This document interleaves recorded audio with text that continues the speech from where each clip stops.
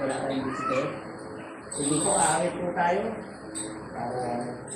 Sa hymn number 28, hymn number 28 po sa ating mga hymn.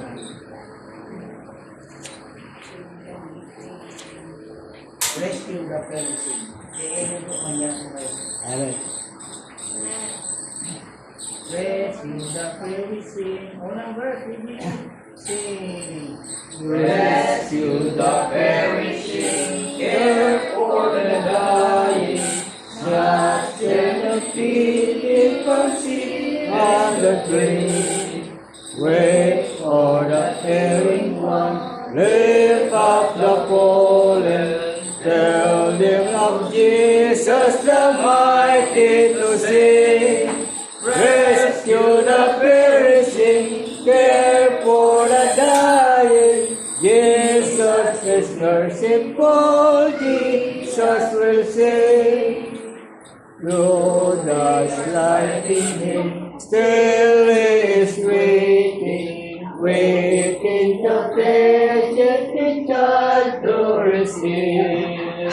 Plead with an earnestly, plead with a gently, He will forgive if they only believe. Rescue the perishing, care for the dying. Jesus is merciful, Jesus will save. Down in the human heart, crushed by the temper, feeling like burning that grace can restore. Touched by the loving heart, wakened by kindness, so that we're broken will vibrate once more. Rescue the perishing, care for the dying. Jesus is merciful, Jesus will save. Rescue the perishing, beauty demanding, strength for the labor the Lord will provide. But to the narrow way, patiently winding, tell the poor one, let us Savior us die. Rescue the perishing, care for the dying. Jesus is merciful, Jesus will save. Ano ka po, yung number 36, yung number 26. He abides. Yung mga ginagawa tayo. Alright. I rejoice in my day, unang verse is Rejoicing night and day as I walk on every way, for the hand of God is on my life. And the reason of my reign is the secret of His grace, that the Comforter abides with me. Here am I, hallelujah, He abides with me. I'm rejoicing night and day as I walk the pilgrim way, for the Comforter abides with me. Once my heart was full of sin, once I had no faith within, there I read of His right upon the tree. Then I fell down at His feet, and again I disappeared. Now the Comforter abides with me. We abides, hallelujah, He abides with me. I'm rejoicing night and day as I walk the pilgrim way, for the Comforter abides with me. Jesus with me everywhere, and take note for everywhere. I am happy as Holy Spirit has control, Jesus is my soul. Since the Comforter abide me. He abides, He abides.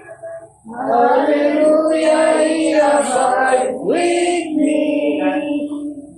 I'm rejoicing night and day as I walk the pilgrim way. For the Comforter abides with me. There's no thirsting for the things of the world they can bring. So much do I give them happiness and peace.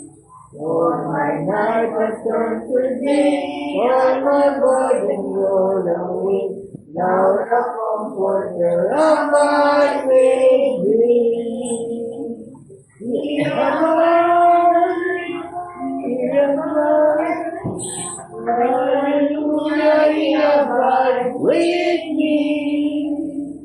I'm rejoicing night and day as I walk the way. For the Comforter abides with me. Amen. Maraming salamat po sa walang kapag-awitan. Tawagin na po natin ang Kapatid Amen. Amen. So praise God at tayo po ay muling narito sa bahay galangan at upang sambahin ang ating Diyos sa bahay. Amen. So wala po tayong bisita at tayo po ay magpapatuloy sa Panginoon, especially sa pag-aaral po ng banal na kasulatan as we worship the Lord, ay nais po natin marinig ang kanyang tinig. So Exodus chapter number 32, at kunin po natin ang ilang mga talata dito from verse number 20 hanggang 29.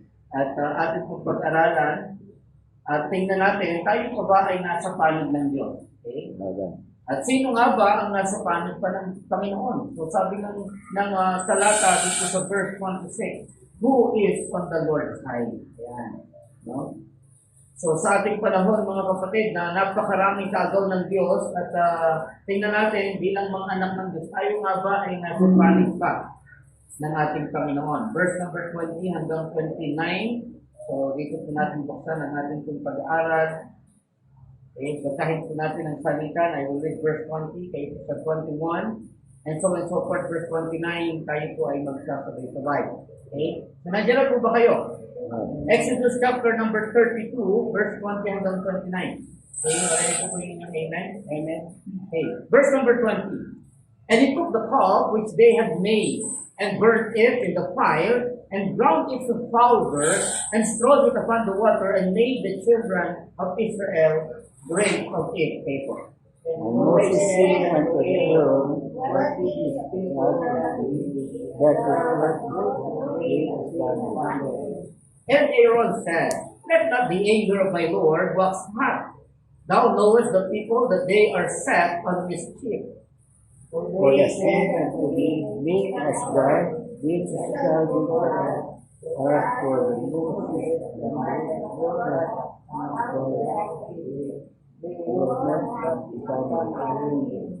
And I said unto them, whosoever hath any gold, let them break it off. So they gave it me, then I cast it into the fire, and there came out this cloud.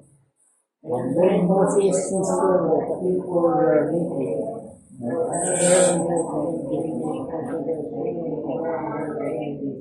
then Moses stood in the gate of the camp and said, who is on the Lord's side? Let him come unto me, and all the sons of Levi gathered themselves together unto him. And he said unto them, thus saith the Lord, the God of Israel, put every man that is born on his side, and go him out from the gate to gate, throughout the camp, and make every man present, and every man of compassion, and every man is led. And the children of Levi did according to the word of Moses, and there fell the people that day about 3,000 men. Altogether, verse 29, ready, read. For Moses had said, consecrate yourselves today unto the Lord, even every man upon his son, and upon his brother, that he may bestow upon you a blessing this day. Isang katanungan na mabigat na katanungan para po sa isang lingkod ng Panginoon. At ang tanong niya, who is on the Lord's side? Tayo po'y manalangin, makapangyarihang Diyos, muli salamat po sa oras nito. Thank you, Lord, dahil napakabuti mo, Panginoon. Ikaw ay nagtitiwala sa amin ng buhay, kalakasan, at higit sa lahat ang biyaya po ng buhay na walang hanggan. Salamat, Panginoon, sa biyayang kaligtasan. Salamat, Panginoon, sa iyong habag, kaya po kami nakapapanatili pa sa mundong ibabaw nito, Diyos. Dalangin ko po, Ama, ang patuloy na pagkilos at gabay sa amin, especially sa aming pong pag-aaral at pagsamba sa inyong Panginoon ay muli niyo po kaming ihanda ang aming puso upang sa gayon, Panginoon, sa bawat salita na siyang aming pong maririnig, ito'y maging hamon sa aming paalala at patuloy na pagtuturo, Panginoon, sa bawat tamang gawin sa aming pong panahon. Salamat, Panginoon, dahil alam ko po na ang inyong mga anak ay nasa panig niyo. At dalangin po, Diyos, ang iyong patuloy na kapangyarihan sa mga kapatiran pa, Panginoon, at sa mga tao na wala pa sa panig niyo, ay nawa, Panginoon, ay kilusin niyo po at patuloy na paalalahanin. Salamat, Panginoon, sa pagkakataon ito at hiling po namin ang kapangyarihan ng Diyos na Kanyang Espiritu sa aming pong kalagitnaan na siyang magbibigay ng pag-unawa, magbibigay, Panginoon, ng patuloy na conviction, Panginoon, upang gawin po namin, O Diyos, ang nais niyo. Kaya, O Diyos, hindi, wala po kami nais maitaas, hindi ang iyong dakilang pangalan, linisin niyo po ang aming puso, patawarin niyo po kami sa lahat ng aming karumihan. Kaya, O Diyos, hindi, salamat po at ang lahat ng hinihiling namin sa inyo sa dakilang pangalan po ng aming Panginoong Jesus. Amen. Okay, so tayo may makakaupo na. Ayan, so we know this story, the story of Israelites at sa pangunguna po ni Moses. Yan. So sila po ay naglalakbay and then sabi ng Bible, si Moses ay nakipag-usap po sa ating Panginoon in Mount Sinai. No? But after 40 days, ay makikita po natin dito mga kapatid, ito the Israelites with Aaron, sabi ng mga tao, try to the word of God when Aaron. Sabi niya, anong ginawa mo, Aaron? Kasi yung mga tao, sabi nila, hindi namin alam kung babalik ka pa. Hindi namin alam kung ikaw ay buhay pa at babalik sa amin para mag-live papunta doon sa promised land. So, ginawa namin, yung mga golden earrings ay kanilang kinalap, no? At ang sabi ni Aaron, hinagis namin sa apoy at lumabas golden calf, no? So, tingnan niyo po yung kanyang alibay. No? At ito po, mga kapatid, makikita natin yung anger ng ating Panginoon sa kanila. Through Moses, ang sabi ng Bible, verse number 20, when our text, ay sabi dito, and he took the cloud which they had made and burned it in the fire and ground it to powder. Dito pala nauso yung mga yung mga blender na Pero ito, kakaiba po. No? Ang dinurog po dito yung dintong buya. At ang sabi ng Bible, they ground it into powder and strode it upon the water and made the children of Israel drink. Okay. Pinainom po ni Aaron, ni Moses, itong golden calf na ginawa po nila. So, sa madaling salita, mga kapatid, the context is about idolatry. The most hated sin. No? Ang sabi po ng Exodus chapter number 20, we know the commandment of God, the 10 commandments. Ang sabi ng verse number 3, thou shalt have no other gods before me. Huwag kayong gagawa ng ibang Diyos maliban sa akin, sabi ng Panginoon. Thou shalt not make unto thee any graven image or any likeness of anything that is in heaven above, or that is in the earth beneath, or that is in the water under the earth. Thou shalt not bow down thyself to them, nor serve them, for I, the Lord thy God, am jealous God, visiting the iniquity of the fathers upon the children, and to the third and fourth generation of them that hate me, and showing mercy unto the thousands of them that love me and keep my commandments. Ito po yung 10 commandments ng Panginoon. The first and great commandment na sinasabi ng Bible, huwag kayong gagawa ng Diyos-Diyosan maliban sa akin. So that time, mga kapatid, nakalimutan po nila yung 10 commandments na ito. And here is Moses, mga kapatid, binasag na po niya yung table of stones. The two table of stones na dala-dala niya. So kaya maintindihan po natin mga kapatid na ayaw ng Panginoon na magkaroon tayo ng idols.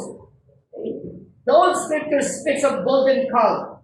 Ang gold, mga kapatid, speaks of value. Alam natin mga kapatid, di ba yung value, pag pinag-aralan nyo nga yung diamond saka yung gold, yung diamond, hindi daw masyadong nataas ang value niyan eh. Hindi kagaya ng gold. Okay? Nandiyan pa po ba kayo? No?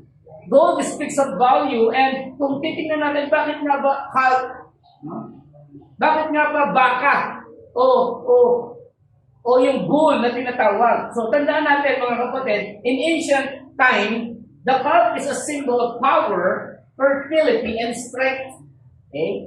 And the Israelites chose the bulls or the calf due to its common symbols from their time in Egypt. But this act of idolatry led Israelites to worship the calf instead of the true God, which delivered them from bondage in Egypt. So naiintindihan niyo po, with a mighty hand, the Lord, sabi ng Bible, di ba, inahon sila, inalis sila dun sa Ehipto. Pero, ang sabi ng Biblia, gumawa sila ng gintong guya at sabi nila, ito yung ating Diyos na nagligtas sa atin. Isipin niyo po yung kanilang mga ginawa. Kung paano ang Diyos ay nagalit po sa kanila. Meron niyo po niligtas sila ng Panginoon, kita-kita nila how the Lord works in a mighty hand, in a powerful hand. The plagues in Egypt, the parting of the Red Sea, the provision in the wilderness. Isipin niyo po yung ginawa ng Panginoon, pero sa kanila, aba, ito gawa tayo ng guya at ito yung ating magiging Diyos at ito yung sasabihin natin, ito yung nagligtas sa atin. Gano'n po kasakit yun para po sa Panginoon. Diba? Kung iisipin natin, kahit na tayo, diba, sa ating kalalagayan, kung tayo po yung nakagawa ng halimbawa mga bagay na gano'n, and then inangkin po ng iba, di ba magagalit po tayo? Hello, nandiyan po ba kayo? Di ba nakakagalit yung gano'n? Ginawa mo yung bagay, tapos yung iba yung mag-claim, ay, ginawa ko yan. Maraming ganyan ngayon eh.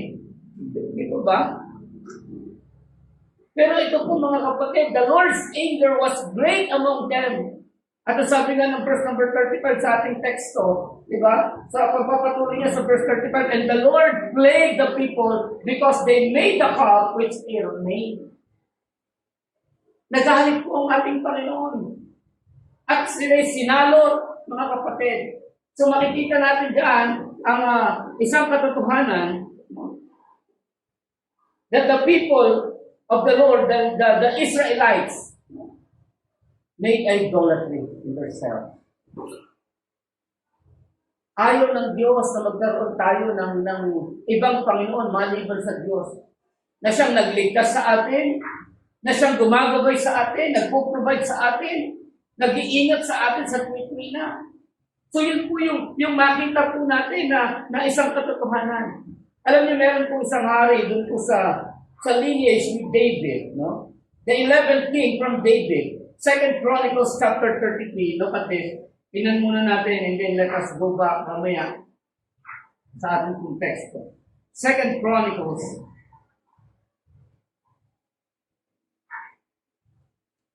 chapter number 33.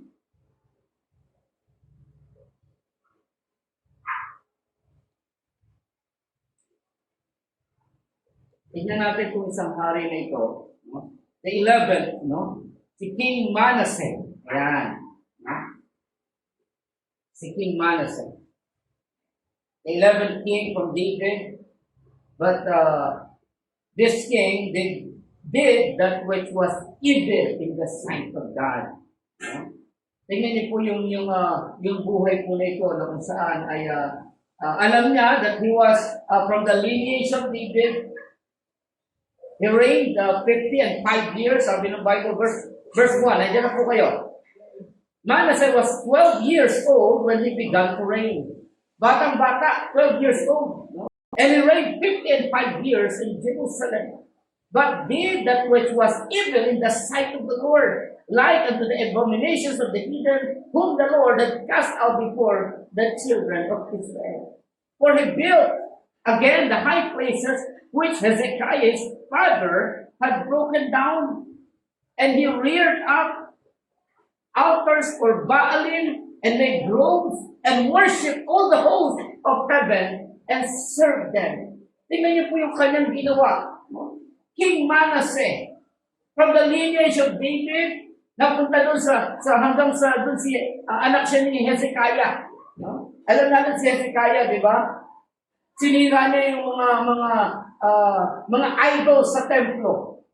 Pero itong si Manasseh, ibinalik niya at ginawa niya pa ng mga images, the host of heaven, and served them. Also, he built altars in the house of the Lord, wherefore the Lord had said, in Jerusalem shall my name be forever. Ang pangalan ng Diyos ang dapat nandoon. And he built altars for all, look at this, for all the hosts of heaven in the two courts of the house of the Lord. At ano nangyari? And he caused his children to pass through the fire and the valley of the sons of Hinnom. Also he observed times and used enchantments and used witchcraft and dealt with a familiar spirit and with wizards. He wrought much evil in the sight of the Lord to provoke him to anger. Alam natin mga kapatid, sabi ng isang passages, sabi sa panahon po ni Samuel, no? The idolatry is also the sin of witchcraft. No? Natatandaan niyo po, hello, nandiyan pa po ba tayo? The idolatry. Ito pong si Haring Manasseh. Winasak na ng kanyang ama yung mga groves nito, but he built. At sabi ng Bible, inilagay niya pa sa altar, sa templo. And also, sabi ng Bible, siya po ay nakipag-deal sa mga familiar spirits and wizards, sa mga mangkukulam. Dito po galit na galit ang Panginoon. And he said, verse number 7, a carved image, the idol which he had made in the house of God, of which God had said to David and Solomon, his son, in this house and in Jerusalem, which I have chosen before all the tribes of Israel, will I put my name forever. Nandoon nga yung Panginoon sa templo. Pero pinaglalagyan niya ng mga images. He carved images. Hello, nandiyan pa po ba tayo? Nilagyan niya hinaluan niya ng mga idol worship. The idols. Alam niyo, sabi ng Bible, neither will I anymore remove the foot of Israel from out of the land which I have appointed of your fathers, so that they will take heed to do all that I have commanded them according to the whole law and the statutes and the ordinances by the hand of Moses. So Manasseh made Judah and inhabitants of Jerusalem to err and to do worse than the heathen whom the Lord had destroyed before the children of Israel. Sabi ng Biblia, yung hari na ito ay nag-lead para ilayo, para magkaroon ng kamalian ang bayan po ng Jerusalem.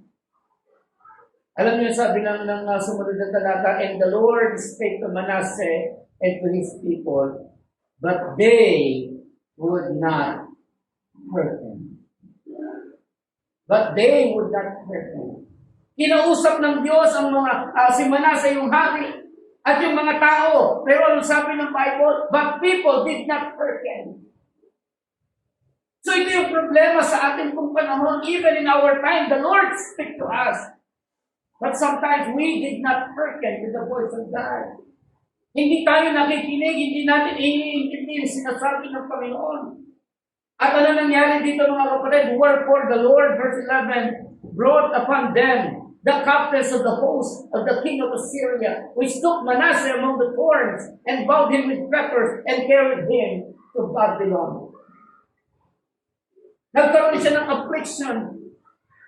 Ang sabi ng Bible, and when he was in affliction, he besought the Lord, his God, and humbled himself greatly before God of his father, and prayed unto him that he was entreated of him, and heard his supplication, and brought him again to Jerusalem, and to his kingdom. Then Manasseh knew that the Lord, he was God. Amen. Inalis ng Panginoon siya doon sa kalalagayan na hindi siya nakikinig sa bawat sinasabi ng Panginoon. And then affliction came. When affliction came, Saka lang po siya nagkaroon ng pagbabago ng isip. He humbled himself before the Lord greatly. Sometimes people and even Christians ay magiging humble lang sa harapan ng Diyos pagka dumating na yung tinatawag na mabigat na karamdaman, mabigat na problema, mabigat na sitwasyon ng buhay. Saka lang lalapit sa Panginoon. Naalala ko yung lagi sinasabi sa atin ng pastor darating yung panahon na kakailanganin natin ng simbahan. Amen, nandiyan pa po ba kayo?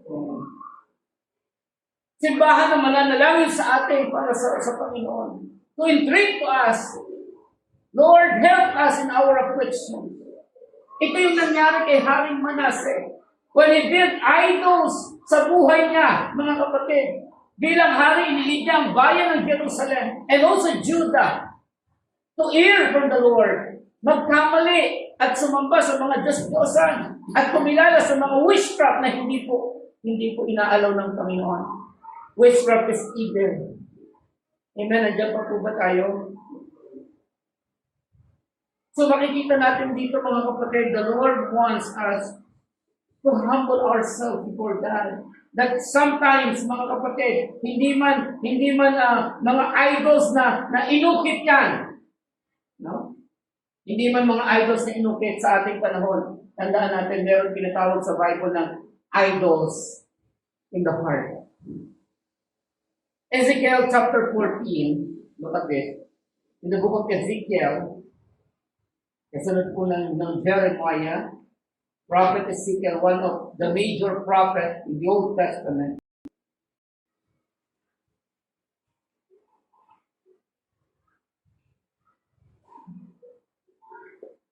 Verse number 2, chapter 14, verse number 2. Nandiyan na po kayo? Ezekiel 14, verse number 2. And the word of the Lord came unto me, saying, Son of man, this man, ano sabi po dyan? Kasunod. 14, verse number 3 na. Pakibasa nga po yung verse number 3. This man has seen the Lord. Sabay-sabay tayo. Verse number 3, ready, read. So the man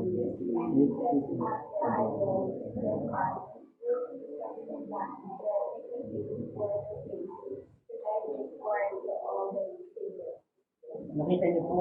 Son of man, sabi ng Panginoon. Itong sabi ng Diyos, Son of man, these men have set up their idols in their heart and put the stumbling block of their iniquity before their face. Should I be inquired of that all by them? Isipin niyo po yung mga kataga ng ating Panginoon. Ang sabi ng Biblia, ang sabi ng ating Panginoon, itong sabi ng Diyos, anak ng tao, sabi niya, itong mga taong ito have set up their idols in their heart. Kaya maintindihan natin mga kapatid, the idols is not only dun sa mga graven images na nandun sa naka-display sa mga sinasabi nilang simbahan ngayon. It's not only about that. It is also even in the hearts of man, in the hearts of believers, ay pwede pong magkaroon tayo ng idols of the heart. Nandiyan pa po ba tayo? The idols of the heart. Yan po sinasabi na ni Prophet Ezekiel. This verse highlights that idolatry can manifest not just in physical object, but also in the desires, values, and beliefs that a person holds dear. Hindi lang physical. Alam natin mga kapatid sa lugar ng Pampanga, no? Diyan yung malaking gawaan, maraming gawaan dyan mga curved images. At alam ko mga kapatid, 1991, kung hindi ako nagkakamali, pumutok po yung Mount Pinatubo and then tinabunan po yung lugar na yan. No? And after that, ilang taon ang lumipas, nagkaroon ng ulan na napakahabang ulan. Yung 3 araw na ulan. So I think it is Ondoy. Tama ba? Ondoy yung maraming ulan. No? Yung Ondoy na yan, mga kapatid, yung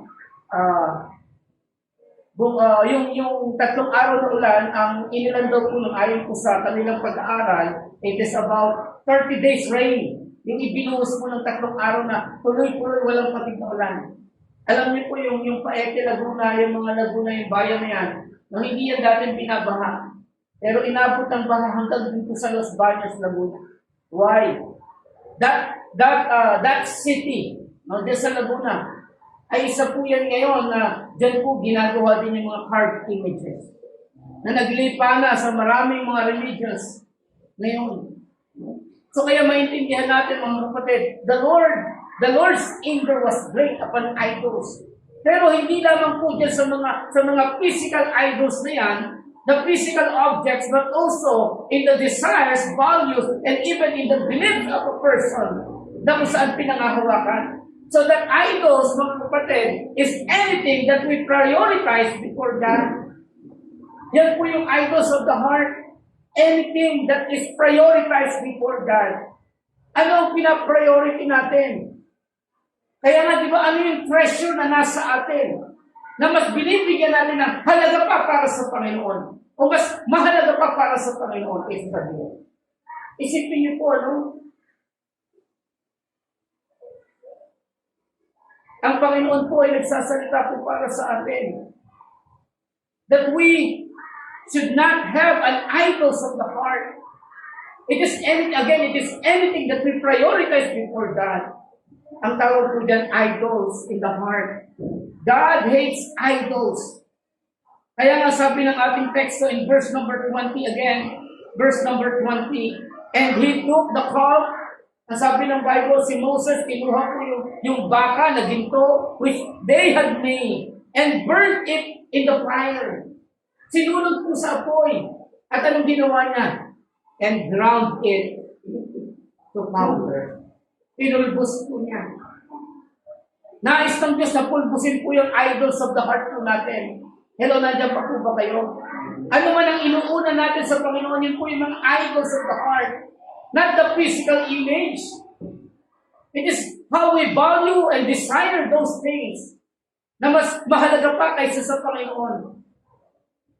Napakahalaga po ng salita ng Diyos. Kaya nga sabi ng Biblia, God wants it to ground it into powder and to put on the fire all our idols in the heart para makita natin, mga kapatid, ang tunay na nasa panig po ng ating Panginoon. Alam niyo, sabi ng Biblia, sabi po ni Moses sa ating kung pagpapatuloy niya sa text ko. The verse number 26. Then Moses stood in the gate of the camp and said, who is on the Lord's side? Let him come unto me, and all the sons of Levi gather themselves together unto him.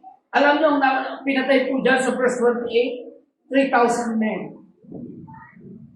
3,000 men ang wala dun sa panig ng Diyos at marami pa. Isipin niyo po, ilan lang yung mga Levites, the tribe of Levites that time. Sa ating pong mundo ngayon, mga kapatid, in application, di ba? Minsan, nagkakaroon po tayo ng idols of the heart. Yun bang mga bagay na inuuna natin kaysa sa Diyos. And God wants it to ground it in powder. Pulbusin natin yan. Gusto pulbusin ng Diyos yung mga idols na yan. That we can prioritize God sa bawat araw ng ating pong pagsamba. Sa bawat araw na kailangan natin ng salita ng Panginoon. Sama-samang pagsamba, sama-samang panalangin sa Panginoon. Hindi natin napapansin, we have an idols of the heart sometimes. Alam niyo, sabi ayon sa survey, there are 18,000 different gods in the world today. Different idols. 18,000. Grabe, ang dami, no? Napakaraming idols. Napakaraming Diyos-Diyosan ng tao. Sa Pilipinas, there are 1,500 gods na sinasamba ang Pilipino. May sumasamba sa araw, di ba, yung mga nitibo, yung mga buwan, di ba, sinasamba nila, yung bituin, sinasamba nila. Na-amaze sila sa ginawa ng Diyos kaysa sa gumawa ng mga bagay na yan. May mga sumasamba sa kanilang trabaho, inuuna yung mga trabaho.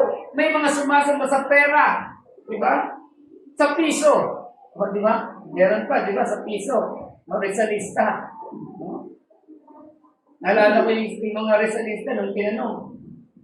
Nung tinanong sila, hindi pala nila kilala yung tunay na Diyos nila eh. Nung tinanong sila, saan pinal si Jose Rizal? Aba yung isa sumagot. Sa likod. Sa likod daw. Eh, pinag-uusapan lugar. Yung isa naman sumagot sa loton. Naku, lumagpas ka. Ay, nakatulog ako. Nakatulog kasi ng tinuro. No? Alam niyo mga kapatid, maintindihan po natin, there's a lot of idols na ang tao kinikilala. And sometimes, believer, hindi po napapansin na yung mga bagay na una nila ay idols na po kung tawagin. Kung sabi ng Bible, sabi ko ni Ezekiel, ni Prophet Ezekiel, again, sabi ng Bible, these men have set up their idols in their heart. Kaya ang tanong po ng ating Panginoon, sa pamamagitan po ni Moses, sino pa ba yung nasa panig ng Diyos ngayon? Who is on the Lord's side? That even believers ay nadadaya po ng kaaway. Nadadaya ng mga sistema ng mundo. Nadadaya ng mga pamamaraan ni Satanas. Kaya tingnan natin mga kapatid, sino nga ba ang nasa panig pa ng Diyos ngayon? Alam niyo, meron mga palatandaan yung mga nasa panig ng Diyos. Amen. Nandiyan pa po ba tayo? Meron pong mga palatandaan. At ano na ang palatandaan na makikita natin? No? Again, sabi po ng Bible, then Moses stood in the gate of the camp, verse 26, and said, who is on the Lord's side?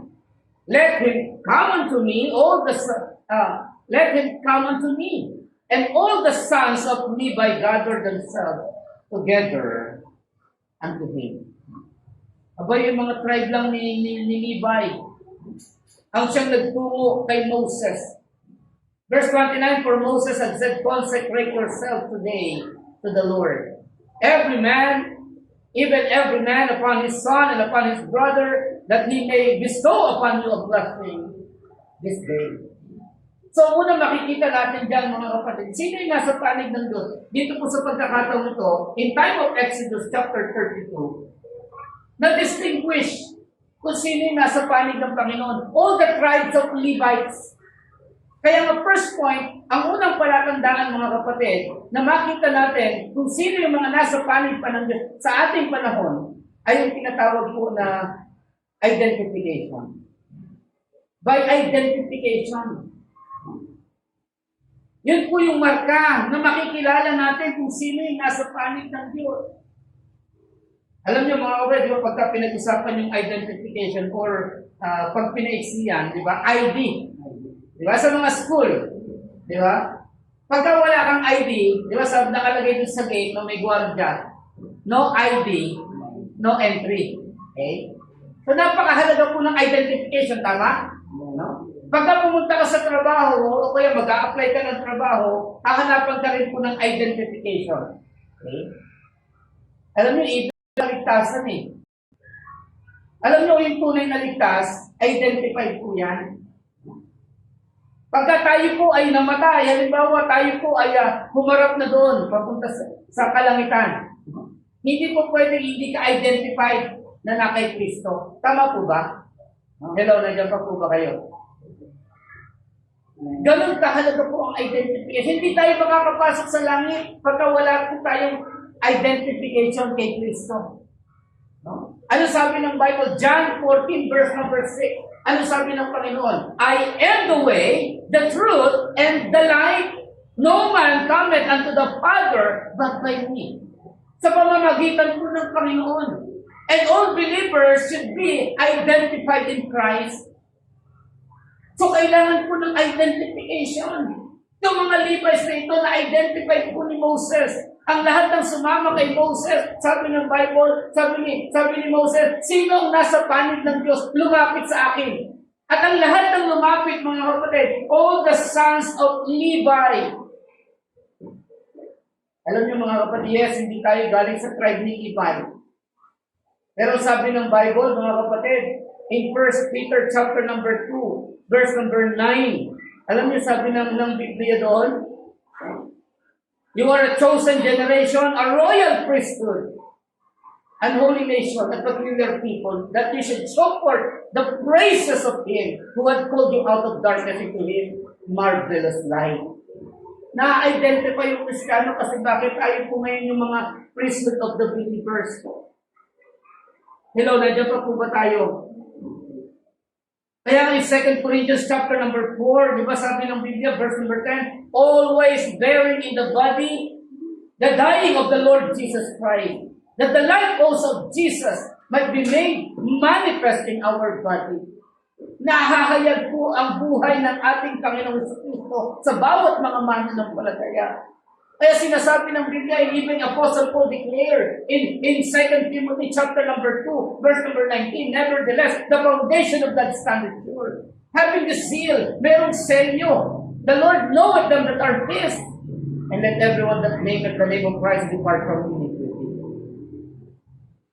So maiintindihan po natin mga kapatid that we should be identified in Christ Jesus. Kilala niya kung sino yung sa kanya eh. Sabi ng Biblia. Nahum 1:6, the Lord is good, a stronghold in the day of trouble. And He knoweth them that trust in Him. Kilala ng Diyos yung mga nanampalatayang nagtiwala sa Kanya. Amen. Nandiyan pa po ba kayo? It is about identification.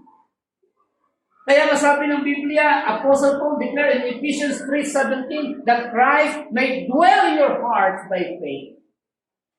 Si Kristo ay nanahan sa puso natin sa pamamagitan ng ng pananampalataya.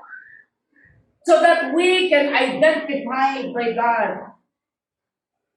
Alam niyo sa ating di ba, lipunan, especially in our country, marami nagsasabi, Kristiyano siya. Di ba? Gas-gas na yung salitang Kristiyano eh.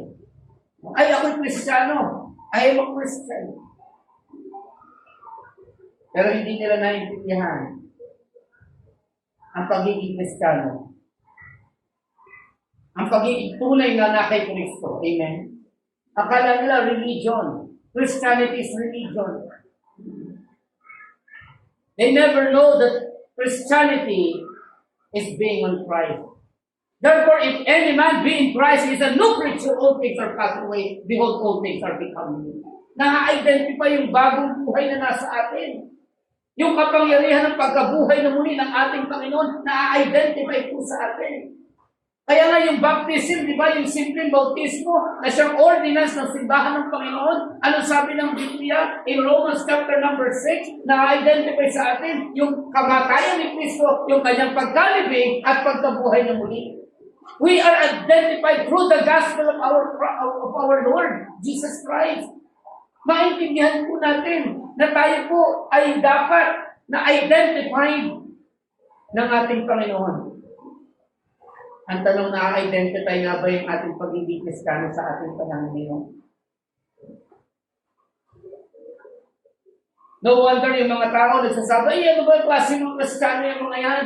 Yung mga Baptist na yan, ako, simba na sa Wednesday, simba pa sa Sabado, meron pa silang gathering, meron pang Sunday, morning and evening, tapos yung iba, talagang halos araw-araw na sa simbahan. Kaya ayaw ng mga tao, pero alam niyo mga kapatid, that is the identification of the believers. Hello, nandiyan pa po ba kayo? Na-identify tayo kasi bakit? Mahalaga sa atin ang Panginoon. We prioritize God. Ang tanong, who is on the Lord's side today? Are we identified in Christ? We are identified through salvation.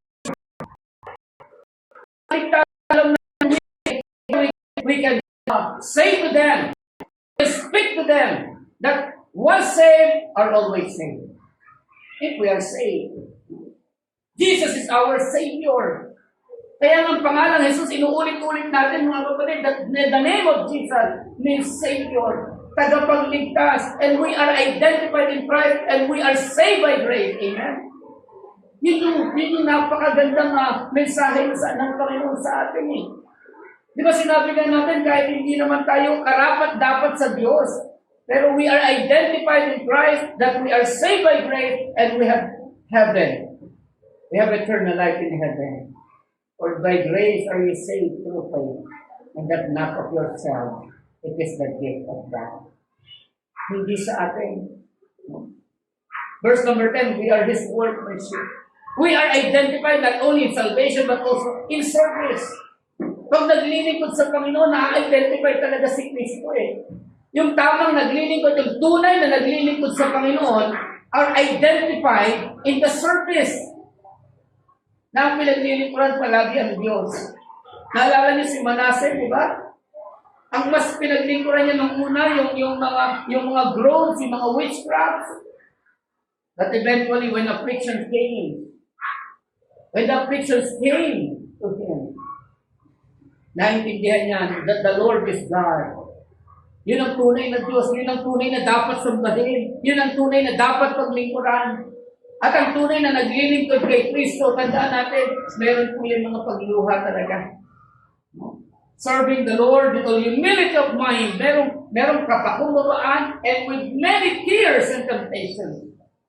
Maraming mga pagsubok, maraming mga pagluha at pagtangis. Yan ang tunay na paglilingkod. And not only by salvation, by service, we are identified also by suffering. Philippians 1:29.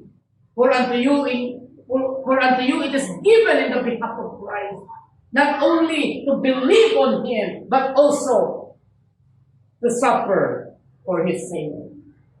Mayroon mga sufferings and afflictions. Apostle Paul, sinasabi niya, mga kapatid, I will rather glory in my infirmity that the power of Christ may rest upon me. Sa pagkakataon na dumadaan siya sa bawat pagsubok na kinakaharap niya sa bawat sitwasyon na siya ipapatayin ng mga kapwa niya kababayan. Papatayin siya ng mga kababayan niya, pinagbibintangan siya na gumagawa ng kaguluhan. Pero sabi niya, mga kapatid, yung mga afflictions na yan, I will glory in all my afflictions. Kasi yung kapangyarihan ng Diyos nararanasan ko sa pamamagitan niya. Yes, there are many sufferings.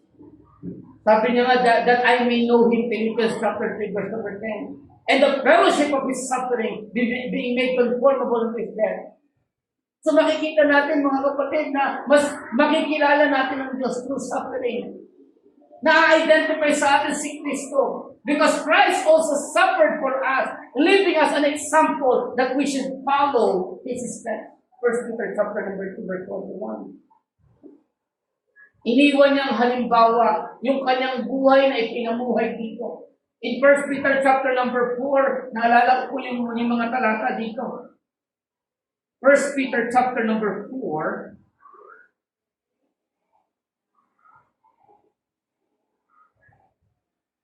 ito sabi ng Biblia, for as much then as Christ had suffered for us in the flesh. Ang ating Panginoon ay naranasan niya yung suffering sa laman, arm yourselves likewise with the same mind. For he that had suffered in the flesh had ceased from sin. Bagamat siya naranasan niya yung suffering sa laman, pero tumigil sa kasalanan. O hindi pinahintulot yung kasalanan. That he no longer should live the rest of his time in the flesh to the lust of men, but to the will of God. Isipin niyo po yung kalooban ng ating Panginoon sa atin. That we are identified in Christ, in salvation, in service, and even in suffering. Pero hindi kaya tayo nagsasuffer para ilid tayo sa kasalanan. No. Nagsasuffer tayo, mga kapatid, because Christ also suffered for us. At dahil doon, mga kapatid, we are identified that we are in Christ. Kaya nga, di ba, yung persecution, di ba? Minsan naiinis tayo, di ba yan? Ang dami-dami, kung kailan ako nagtatapat sa Panginoon, ang dami-dami mga persecutions na nararanasan po natin. Huwag kang magtaka, kapatid, kasi even the Lord Jesus Christ suffered matinding persecution. Di ba, napag-aralan nga natin na It is not only about the persecution, it is about the shame. Maraming kahihiyan ang inabot po ng Panginoon. Isipin nyo, hindi lang po sa dinuraan, sinaktan, sinuntok, dito, inalipusta. Ang matindi doon, yung rejection ng tao. Nung siya'y pinako sa krus ng Kalbaryo, sabi po ng Biblia, those people, those men and women na nandoon doon, mga kapatid, ang marami sa kanila pinagaling ng Panginoon, ang marami sa kanila tinuruan ng Panginoon, ang marami sa kanila pinakita ng Diyos kung paano sila pinakain ng Diyos. Pero sa kabila nito, di ba, pinako pa rin nila ang Panginoon sa Kristo. Wala silang nagawa. At ito, meron pang isang magnanakaw na nagsabi kong ikaw ang Diyos. Bumaba ka dyan, iligtas mo ang iyong sarili, pati kami iligtas mo. The rejection of the people. Matindi po yung kanyang inabot. Kaya nga sa atin, if we're rejected by men, by our friends, by our co-workers, by our relatives, di ba nila? Kasi yun yung identification po natin sa Panginoon eh. Amen? Na-identify tayo sa mga sufferings. Na-identify tayo sa mga persecutions na yan. Pero sabi ng Biblia, di ba? In 2 Corinthians chapter number 4, verse number 8, di ba? We are perplexed but not in despair. Cast down but not destroyed. Amen? Persecuted but not forsaken. Yun po ang kagandahan. Hindi po tayo mababayaan, kakalimutan ng ating Panginoon. He is faithful that promise. I will never leave thee nor forsake thee. Amen? That's the identification that we have. A Cristo. Are we identified in Christ today? And the second point is not only by identification. Ito yung marka na kung saan nasa panig tayo ng Diyos, nakikilala tayo. Merong ID. Ano yung ID natin? Pagiging kay Cristo. No? Yun yung ating identification. Kasi meron tayong kaligtasan, meron tayong paglilingkod, isang ligtas, dapat naglilingkod. Amen? At yung naglilingkod, yes, makakaranas po yan ng suffering. That's our identification. Okay? Second point, ano sabi ni Moses? Again, verse number 6, then Moses stood in the gate of the camp and said, who is on the Lord's side? Let him come unto me. And all the sons of the Levi gathered themselves together unto him. And he said unto them, ito sabi ni Moses sa kanila, thus said the Lord God of Israel, verse 27, put every man his sword by his side, and go in and out from gate to gate throughout the camp, and slay every man his brother, and every man his companion, and every man his neighbor. Ano pang palatandaan? Not only by identification, but also by instruction. May instruction ng Diyos. Okay? Through Moses, ito ang gawin nyo, sons of Levi, all the sons of Levi. Kuhanin niyo yung mga sandata. Okay? At ang sabi niya, mga kapatid, and go in and out from gate to gate throughout the camp, and slay every man his brother. So sa panahon ito, mga kapatid, meron pong instruction ng Diyos para sa atin. Na-identify ang isang mananampalataya, ang isang nasa palig ng Diyos, by putting His sword. Alam niyo, sabi ng Bible, ano ba yung sword natin? Ano ba yung sandata natin? Ito pong salita ng Diyos. Ephesians chapter number 6, verse 17. And take the helmet of salvation and the sword of the Spirit, which is the word of God. And this is the instruction of the Lord for us. Yes, hindi para patayin. Ngayon, sa ngayon, hindi para patayin yung mga kapatid natin. No. Alam niyo kung ano yung gustong alisin ng Panginoon sa atin? Those idols in the heart. Kukuhanin natin yung ating sandata. The sword of the Spirit. The Bible. This is our instruction. All Scripture is given by inspiration of God. And is profitable for doctrine, for reproof, for correction in righteousness, for instruction in righteousness. Amen? That the man of God may be perfect, thoroughly furnished into all good works. Salita ng Diyos para saan? Para i-ground, to powder all the idols in the heart that we have. Lahat ng inuuna natin sa Panginoon, alisin natin through the Word of God, through the sword of the Spirit. Yun ang sabi ni Moses in his time. Sabi ni Moses, okay, kunin niyo yung inyong mga sandata. Kailan natin kinukuha yung sandata natin, mga kapatid? This is the instruction of the Lord. The sword of the Spirit, which is the Word of God. Para saan? Letter A. Anong instruction? To examine. To examine our heart. The great King David said, Psalm 139, verse 22 and 24, Search me, O God, and know my heart. Try me and know my thoughts, and see that if there be any wicked way in me, and lead me in the way everlasting. Ito pong sandata na ito, mga kapatid. Yes, sabi ng Biblia, Jeremiah 79, the heart is deceitful above all and desperately wicked. Who can know it? I, the Lord, search the heart. I try the reins. Sabi ng Panginoon, ako ang nagsisiyasat ng puso. That's why Moses said, okay, sabi ni Moses, put the sword in your hands. Put every man his sword by his side. Kuhanin niyo yung mga tabak. Kuhanin niyo ang mga Bible niyo sa panahon natin ngayon. And search and examine our hearts today. Tayo pa ba ay nasa panig ng Diyos? Do we have an instruction? Nasa atin pa ba ang instruction ng ating Panginoon? Let us examine our heart. 2 Corinthians 13, verse number 5, examine yourself, whether ye be in the faith. Prove your own selves. Know ye not that Jesus Christ is in you, except ye be reprobate. Maliban na kayo itinakwil, no? Tiyak yan, nasa panig kayo ng sabi ng Biblia. But let us examine ourselves. Tingnan natin ang ating mga sarili. And this is the instruction of the Lord. When Moses said to the people of Israel, sabi ni Moses, who is on the Lord's side? Walang gumalaw po sa kanila maliban sa lahat ng mga sons of Levi. At ang instruction niya, put every man his sword on his hand. Kuhanin ang inyong tabak.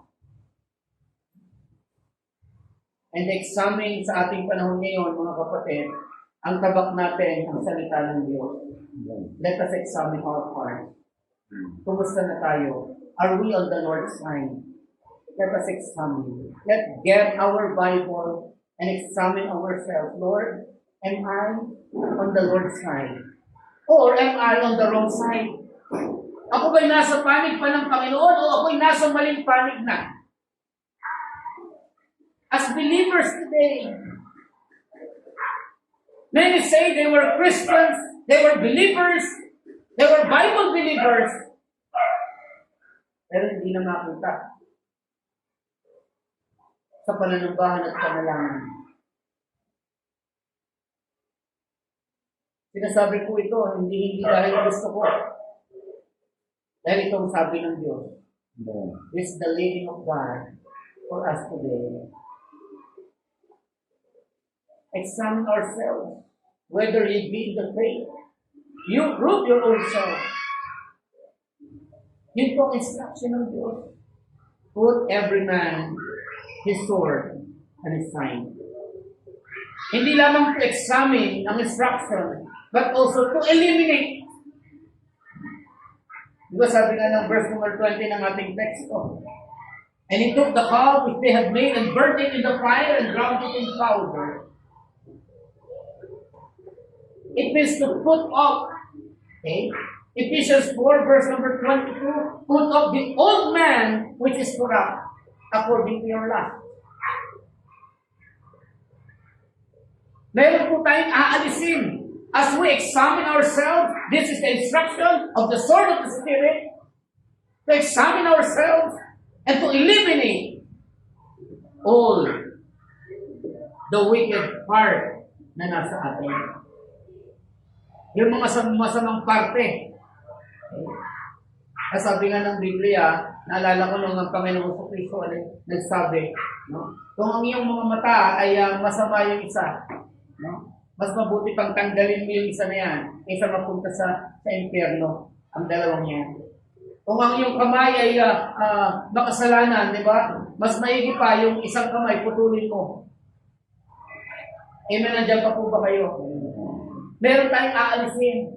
O di ba sinabi ko po kanina, sabi ng Bible, therefore if any man be in Christ, he is a new creature. Bago na tayo nilang. Yung lumang buhay, wala na. Patay na kay Kristo. Nilipin na kasama ng ating Panginoon. Let us eliminate, put off the old man which is corrupt according to the lust. In the book of Colossians, sabi ng Bible, mortify yourself, your members in your body.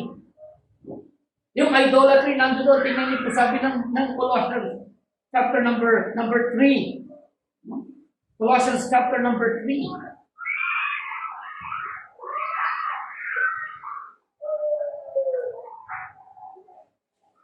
Verses 5 and 6. Ano sabi dyan? Mortify therefore your members which are upon the earth. Fornication, uncleanness, inordinate affection, evil concupiscence, and covetousness, which is what? Idolatry. For which things say, the wrath of God cometh on the children of disobedience. Kaya yung galit pa ng ating Panginoon nandun doon pumapataw.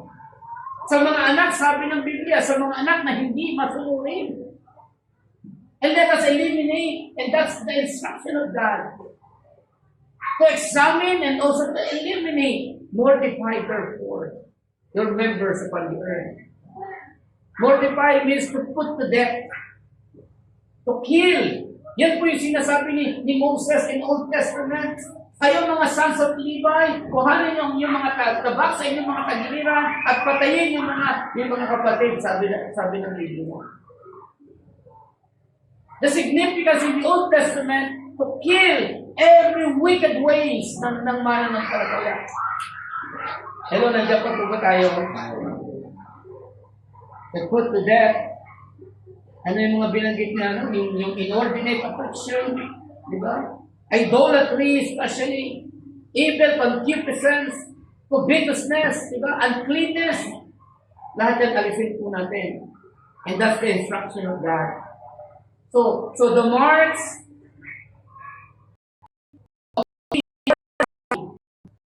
ay makikita po yung una yung identification and then also instruction. What are the instructions? To examine and also to eliminate. And not only that, but also to escape. At saan tayo tatakas? Tatakas tayo sa galit ng Panginoon. Sa consequences, sa chastisement because of sin. Ang Diyos na mamalo di po ba? Nandiyan pa po ba kayo? Merong consequences yung kasalanan. Kaya nga yes, masasabi natin, we are saved by grace. Langit tayo pupunta, pero may kamatayan. The consequences of sin. Bagamat binayaran ng Panginoon yung kamatayan sa impyerno, yes, hindi na tayo doon. Pero yung kamatayan, pwede pa rin natin maranasan. Physical na kamatayan na lang. Amen? The consequences of sin. Si Adam and Eve, yes, nagkasala sila. Binayaran ng Panginoon the cause of sin, the innocent blood shed. Pero sabi ng Biblia, yes, namatay pa rin po sila.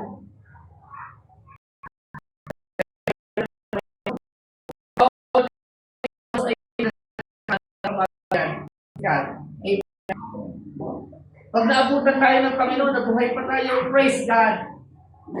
Tayo po'y pupunta sa langit, na kung saan babaguhin na lang ng Panginoon yung ating katawan.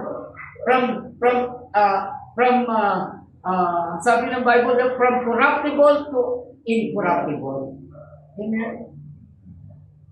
Pero ang kagandahan mga kapatid, dapat makatakas din tayo yung instruction ng Panginoon. Makatakas tayo saan? Katulad ng sons of Levi. No? Nakatakas sila saan? Sa kamay ng Diyos sa kamatayan. Nung sila po'y pumanig sa Panginoon, pumanig sa lugar ni Moses, ano sabi ng Biblia? Sila po yung nag-execute ng judgment for them. And then they escaped Saan? Sa galit ng Panginoon. The plague, no? Sabi ng Biblia sa verse 35 ng text natin, and the Lord plagued the people because they made the calf which Aaron made. Isipin niyo po yung ginawa nila. At ang pinakamatindi, diba, sinabi pa nila, itong nagligtas sa amin. Kaya sila, mga kapatid, yung mga tao na yan, hindi nakascape. 3,000 of them, and more than 3,000, yung kung nakaranas ng salo. Yung namatay sa tabak, 3,000. Pero marami pa kung nakaranas pa ng salo. Na bunga ng kanilang kasalanan. Kaya ang instruction ng Panginoon, not only to examine, to eliminate, and also to escape from God's anger. Sa galit ng Panginoon, alam niyo, salamat sa Panginoon, yung kanyang galit sa atin, di ba? Sabi ng Bible, we are not appointed unto wrath. Sa puot ng Diyos, hindi tayo itinakda doon. Pagdating ng Panginoon sa kanyang pagbabalik, mga kapatid, una tayo aakyat sa langit, amen? Aakyat tayo sa langit, hindi natin mararanasan yung tribulation period. Which is, that is the wrath of God.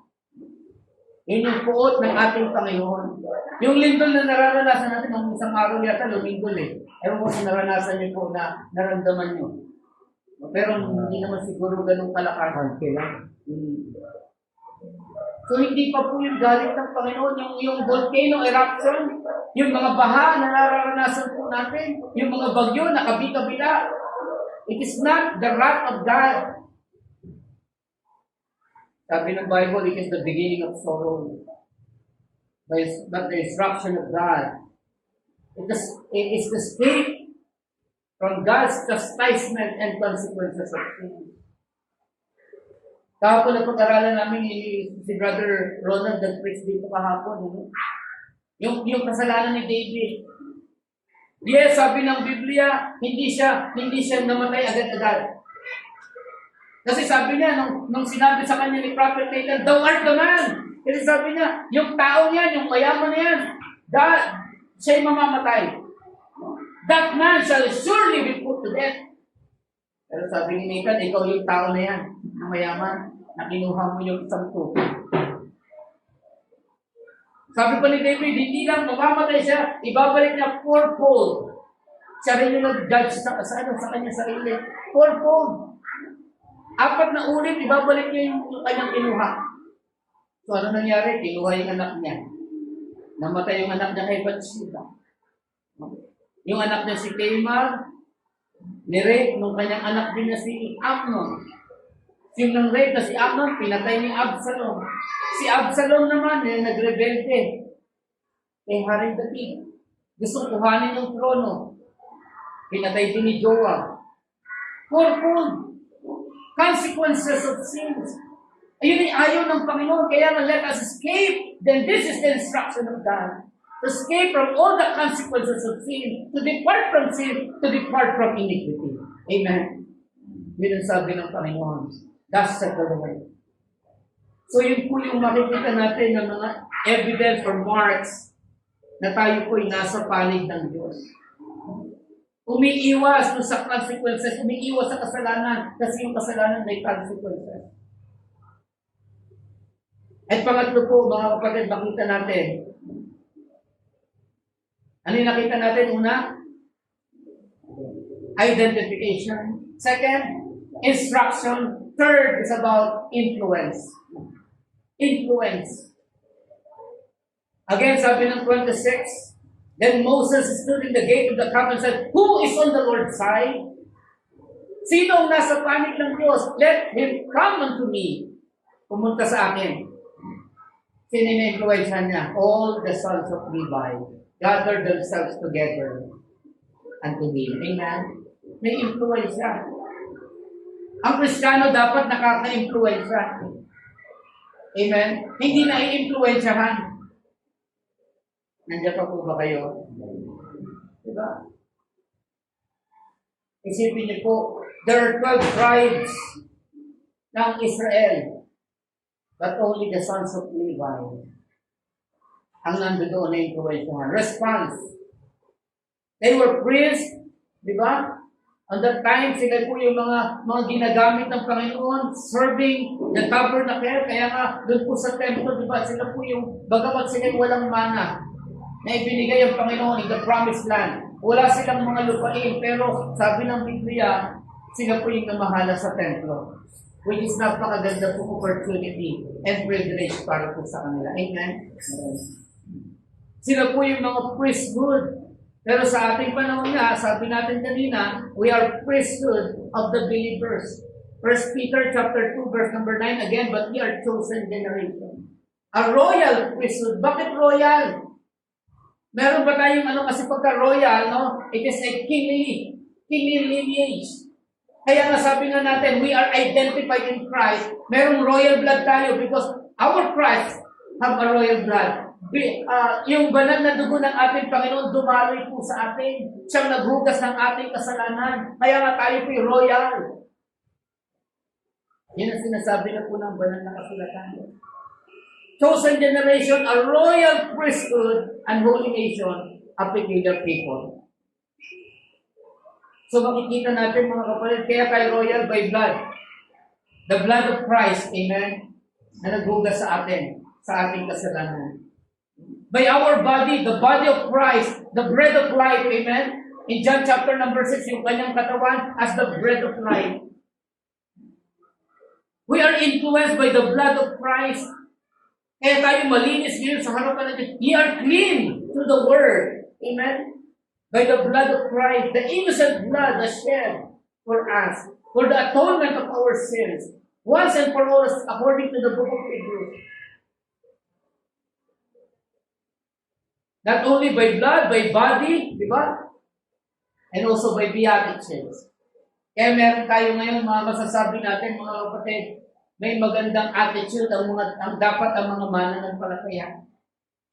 Kasi bakit merong unti-unting pagbabago yan? Hello, nandiyan pa po ba kayo?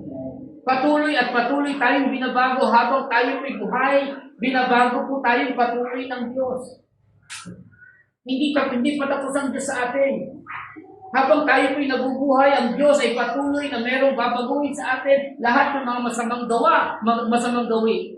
Babaguhin ng Diyos. Kaya nga in Matthew chapter number 5, sa kanyang pagtuturo in the Sermon of the Mount, di ba? Yung kanyang pangangaral dun sa bundok.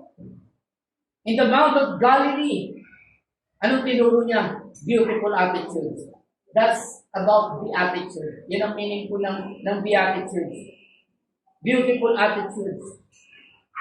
Because all of us, mga kapatid, even until today, many people, even believers, meron pong, alam nyo, hindi beatitudes. Bro attitudes. Anong bro attitudes? Broken attitudes. No? Sirang mga ugali. Marami tayong mga pag-uugali na hindi maganda. Broken attitudes. Wasak na patotoo. Ugali na kung saan talagang hindi maintindihan. O diba sinabi ko ng yung mga, lalo na sa mga yung mga babae, kaya nga weaker vessel sila eh. Sabi ng Bible, hindi sinabing strong vessel ang lalaki. Mas mahina lang ang mga babae. Lalo na pagka may mga period. Diba? Hindi natin maintindihan yun eh. No? Yung isang mag-asawa, sabi ng lalaki, okay ka lang? Tinatanong yung misis niya concern. No, kasi parang masama yung pagkaramdam. Sabi ng misis na okay lang. Ngayon masasabihin na naman ng asawa niya, okay ka lang. Okay lang. Pero sa totoo, masama yung pagkaramdam kasi may period eh. Yung lalaki, makulit na naman yung asawa. Okay ka lang? Okay ka lang ba talaga? Ano ba, okay lang talaga ako? Minsan may mga ganun, di ba? Bigla na lang high blood. Kasi nga, minsan hindi natin maintindihan yung nararamdaman ng iba. Alam niyo, si Sister Grace, pagka nagkakaroon niya, pag-bira, grabe. No? Hindi naman sa sumisigaw, hindi yan. No? Ibig sabihin talagang sobrang sakit, sabi niya, ng puso niya. So kaya maintindihan po natin, sometimes our attitudes are broken. Kaya nga ang Panginoon nagturo ng tamang attitude. The beautiful attitude. Blessed are the peacemaker. Amen. Blessed are the persecuted. Amen. Blessed are the children of God. Gusto ng Diyos, i-bless po tayo. Ma-influensyahan tayo ng pagpapala ng ating Panginoon. Ang pagpapala ng salita ng Diyos. Ang pagpapala ng katuwiran ng Diyos ay dapat na nasa atin. Influence. At tayo mga kapatid na nabiyayaan ng Diyos ay maka-influensya din ng mga tao na wala kay Kristo. And that's the last point na maintindihan po natin mga kapatid. Ang palatandaan na tayo po ay nasa panig ng Diyos, identification, instruction, influence, and also intention. Ano ang intention po natin? Intention means, ang kasing kahulugan ng intention po is purpose, aim, or plan. Meron tayong mga plano. Purpose, may mga layunin. Ano sabi ng verse number 29? For Moses had said, consecrate yourself today to the Lord. Pabalalin ang iyong mga sarili para sa Panginoon ngayong araw. Even every man upon his son and upon his brother, that he may bestow upon you a blessing this day. Para maranasan niyo yung pagpapala ngayong araw. That's the intention of the Lord. That's the purpose why we are here. To bless by God and to be a blessing through God. Amen. Ang kaaway, ayaw niya. Ayaw ng kaaway yan na maging blessing po tayo at maging blessed tayo. Proverbs 19:21, ano sabi ng Biblia? There are many devices in one's heart, nevertheless the counsel of the Lord that shall stand. Marami tayong mga plano, marami tayong mga layunin sa ating puso, but the counsel of the Lord that shall stand. Kaya sabi ni Moses, put on thy sword upon thy side. Kunin natin ang ating sandata, ang ating tabak, ang salita ng Diyos sa ating panahon, amen? At makita natin the right intention, the right purpose, why God saved us by His grace. Amen? Kaya tayo nasa panig ng Diyos. There is God's intention for us. To be on the Lord's side always and not on the wrong side. Hello, nandiyan pa po ba tayo? Hindi para mamali sa ating pulandas at mapunta sa maling panig, kundi tayo po ay manatili sa panig ng Diyos. Blessed is the man that walketh not in the counsel of the ungodly, nor standeth in the way of sinners, nor sitteth in the seat of the scornful. But his delight is in the law of the Lord, and in his law, that he meditate therein day and night. And he shall be planted by the rivers of water, sabi ng Bible, at ano man ang kanyang ginagawa, it shall prosper. Psalm 1:1-3. Amen. His delight is in the law of the Lord. Yung kanyang intentions, yung kanyang plano. Jeremiah 29 verse number 11, for I know the thoughts that I think toward you, said the Lord. Thoughts of peace and not of evil, to give you an expected end. Gusto ng Panginoon, prosperity para sa atin. Yun ang layunin ng Diyos para po sa atin. Pero ang tanong, nasa panig pa ba tayo ng ating Panginoon? Our intentions today, mga kapatid, makita naman natin ang ating sarili that it is not only about the physical or material aspects, but most of all, our spiritual life. Yun ang dapat nating pahalagahan ngayon. Ang sabi ng Biblia, di ba, Matthew chapter number 4, verse number 4, sabi ng Panginoon, as it is written, man shall not live by bread alone, but by every word that proceeded out of the mouth of God. Spiritual aspects. Lay up for your treasures. Sabi ng Bible, lay up treasures in heaven. Huwag lang yung mga bagay ng mundo ito. Set your affections on things above, Colossians chapter number 3.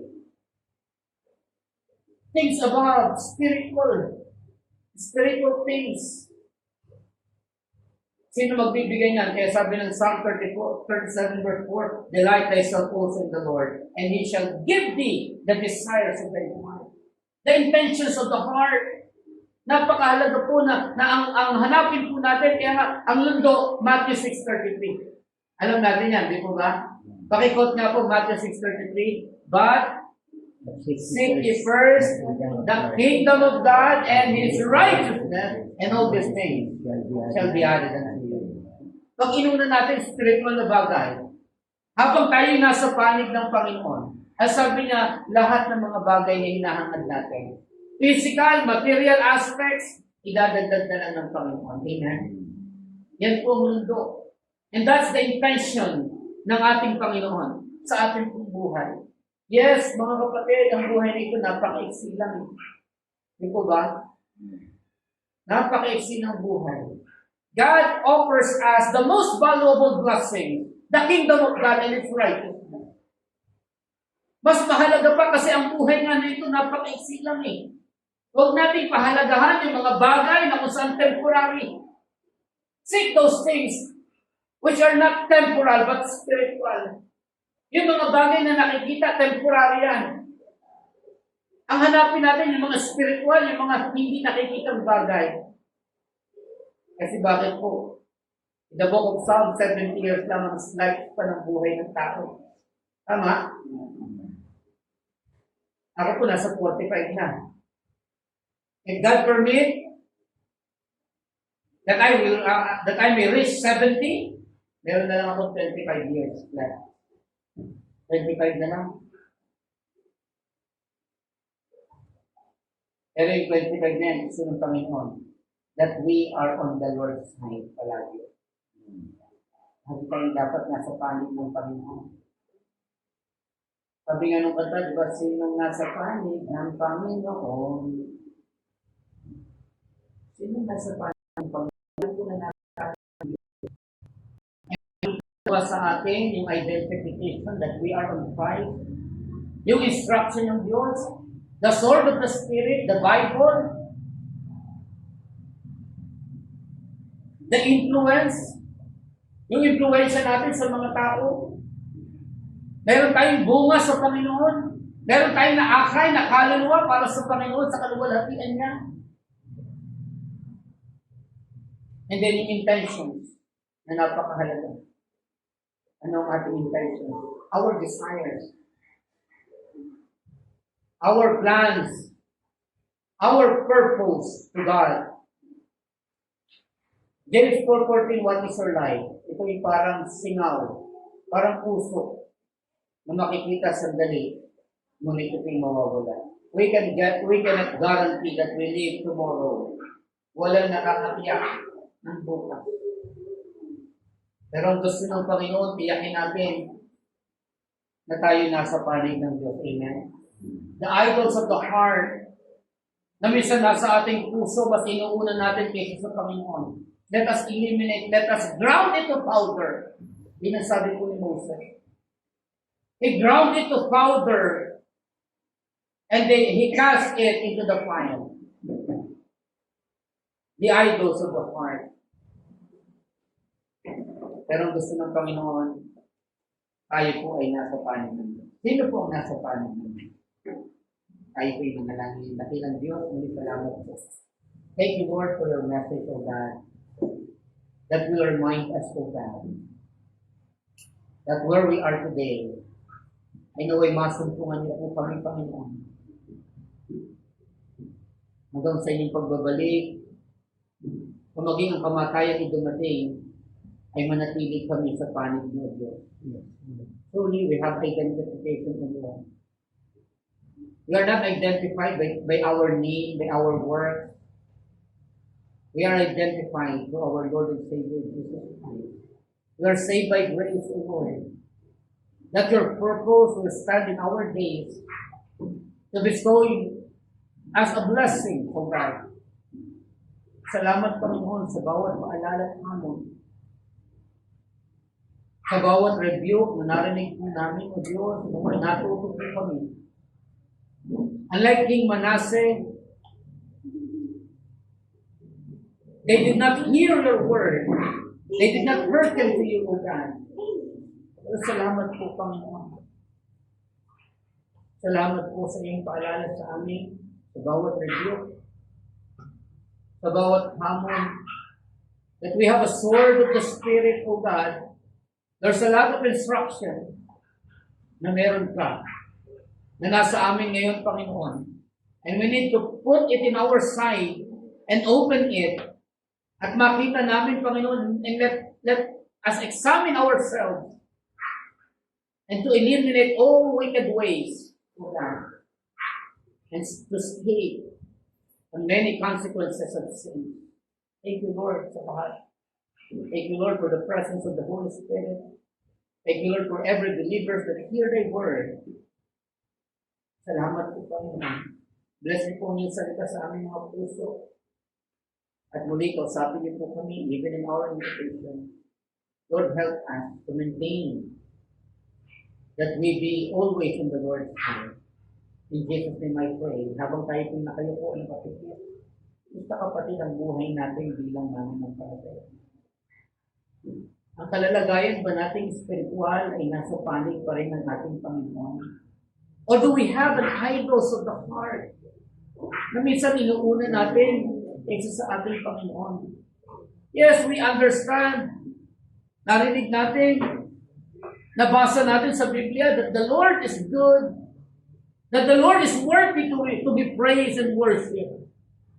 But sometimes, we build and create idols of the heart according to the book of Ezekiel, according to King Manasseh. He built altars, idols, na hindi kalugod-lugod sa inyo. But yes, Lord, salamat po. Nirebuke niyo po kami. Pinaalalahanan. At ngayon nakita namin ang aming mga sarili, Panginoon.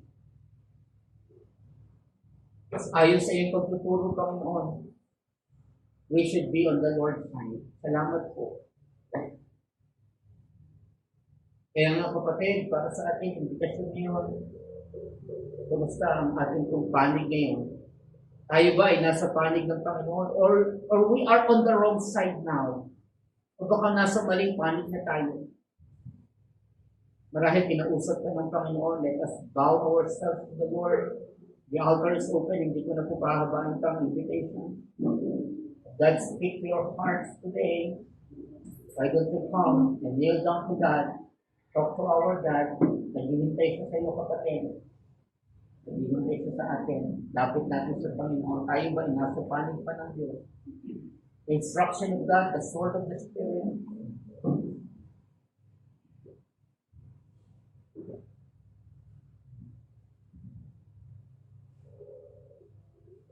Tayo po yung nanangin at ng Diyos. Salamat po sa oras. Thank you, Lord, for the invitation. Truly, Lord, sometimes create idols in the heart. Sometimes prioritize things, Panginoon, more than you. Lord, forgive us, Lord, all of our sins. Bless us, O God, and once again, be with us always, O God. At nawa'y manatili po kami, Panginoon, that we are on the Lord's side until Christ returns, O God, and even until death. Salamat po, Panginoon, sa iyong paalala sa amin. Salamat, Panginoon, sa iyong mga anak na narito, papatuloy sa iyong gawain, at tumalapit sa iyong altar, Panginoon. Nagsusuri ng aming mga puso. Na baka mamaya, Panginoon, kami ko'y nalalayo, nalilinis na. At naliligaw ng ganda. Lord, salamat po sa iyong pagpapaalala. Salamat po, Panginoon, sa iyong pag-inos, especially the presence of the Holy Spirit in our midst. Holy Lord, the preaching is nothing without the power of the Holy Spirit. Thank you, Lord, for your presence and guidance. Help us, O Lord, rebuking ourselves, O Lord, always. Eliminate wicked ways and wicked things in our hearts. And to continue, O Lord, in the Lord's time. As we are identified, O Lord, by Christ. As we are influenced, O Lord, by your blood. As we are instructed, O God, by your word. And even the interest that you gave to us. Thank you, Father, for all the blessings. Bless po ito sa aming mga puso, Panginoon. Ano man ang kahilingan ng iyong mga anak, ito man ito kapatawad. Ano man ito, Panginoon, kagalingan ng karamdaman, ito man o Diyos, ay pagpapasalamat. Lord, I pray that you will once again hear our prayers and answer it, O God, according to thy will. Thank you, Father, once again. We pray this, Lord, and praise and honor and glory in Jesus' name. Amen.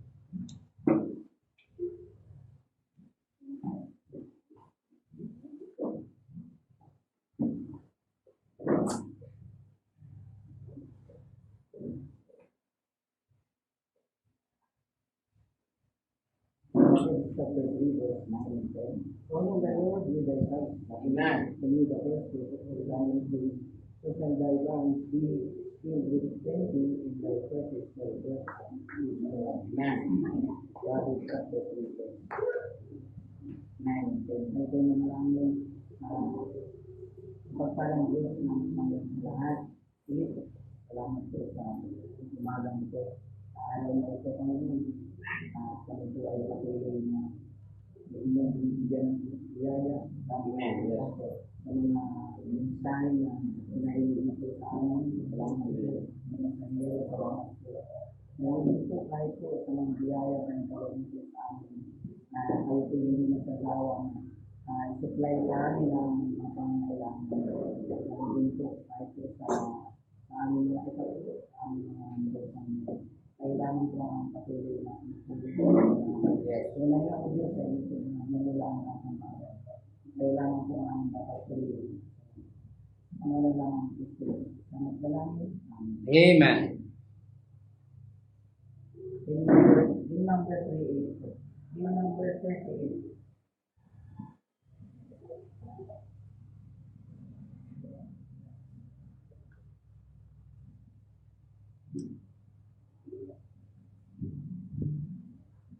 To the Lord. Kaya nagpuan din natin tayo. Amen. To the Lord, we are serving God. Number 3, sing. To the word, we are God's God. Let us follow the path that our Master has trod. With the palm of his counsel, our strength to renew. Let us do with our might what our hands find to do. Toiling on, toiling on, toiling on, toiling on. Let us watch, and never till the Master comes.